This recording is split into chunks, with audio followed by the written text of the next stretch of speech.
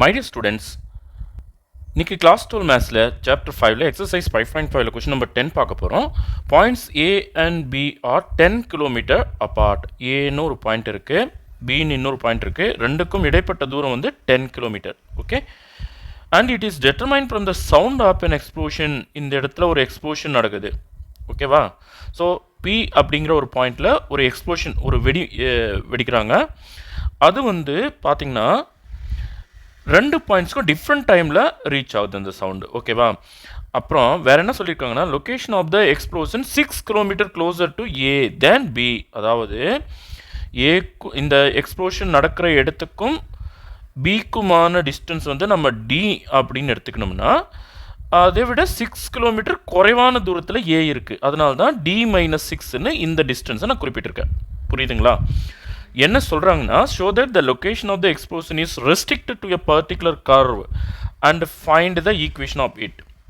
Okay, அதாவது இந்த explosion point எங்கே நகுந்தாலும், இந்த இடத்துக்கு போனாலும் சரி, இந்த இடத்துக்கு போனாலும் சரி, எந்த இடத்துக்கு நகுந்தாலும், இப்போ ஏ வந்து 6 கிலோமீட்டர் தூரத்தில் இருக்குன்னா இது வந்து 12 கிலோமீட்டர் தூரத்தில் இருக்குது.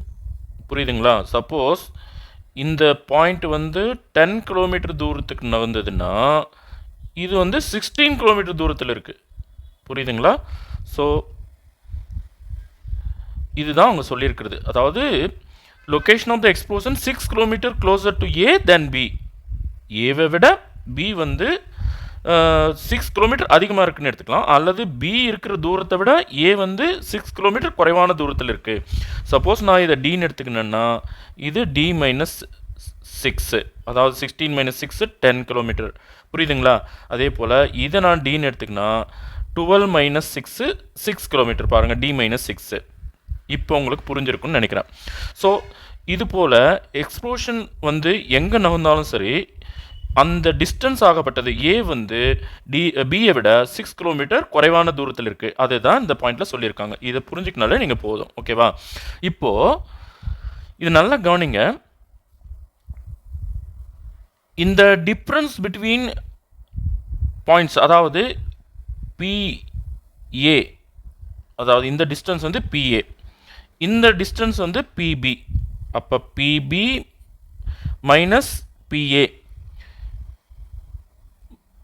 Equal to 2A. புரியுதுங்களா? ஆக்சுவலாக இது பார்த்தீங்கன்னா ஒரு ஹைப்பர்போலா ஃபார்ம் ஆகுதுங்க. ஸோ இந்த ஹைப்பர்போலாவோட ஈக்குவேஷன் தான் நம்ம கண்டுபிடிக்க போகிறோம். புரியுதுங்களா? ஸோ இந்த இடத்துல நான் பிபி என்னன்னு பார்த்தீங்கன்னா டி, அப்புறம் பிஏ பார்த்தீங்கன்னா D-6, இதை நம்ம ப்ராக்கெட்டுக்குள்ளே போட்டுக்கலாம். So 2A equal to D, இந்த மைனஸ் உள்ளே எடுக்கும்போது -D minus of minus plus 6 ஆகிடும். So -D plus D cancel ஆகிட்டு 2A ஈக்குவல் டு 6ன்னு கிடைக்குது. அப்போ 1 2 3 2 6, A ஈக்குவல் டு 3. அப்போ A square equal to 3 square, அதாவது 9. புரியுதுங்களா? இப்போது இது வந்து ஹைப்பர்போலா இல்லையா? Since it is hyperbola, so C square equal to A square plus B square அப்படின்னு ஒரு ஃபார்முலா இருக்குது. இப்போ பார்த்தீங்கன்னா இது வந்து சென்டர் பாயிண்ட்டு. சென்டர் பாயிண்ட்லேருந்து இது பாதி பாதி டிவைட் பண்ணோம்னா இது 5, இது 5. கரெக்டாக? அதாவது சி வந்து சி ஈக்குவல் டு 5. அப்போது 5 square equal to A square நமக்கு தெரியும் 9 ப்ளஸ் பி ஸ்கொயர். இப்போது இந்த 5 ஸ்கொயர் வந்து 25, இந்த 9 இந்த பக்கம் எடுத்துகிட்டு வந்தோம்னா -9 ஈக்குவல் டு பி ஸ்கொயர். கரெக்டாக? அப்போது 25ல் 9 கழிச்சிட்டோம்னா 16, அதாவது B square equal to 16. So நமக்கு தேவையான A square and B square நமக்கு கிடைச்சாச்சு. இப்போது இந்த ஹைப்பர்போலாவோட ஈக்குவேஷனை எழுதிடலாம். ஜென்ரல் ஈக்குவேஷன் ஆஃப் ஹைப்பர்போலா என்ன?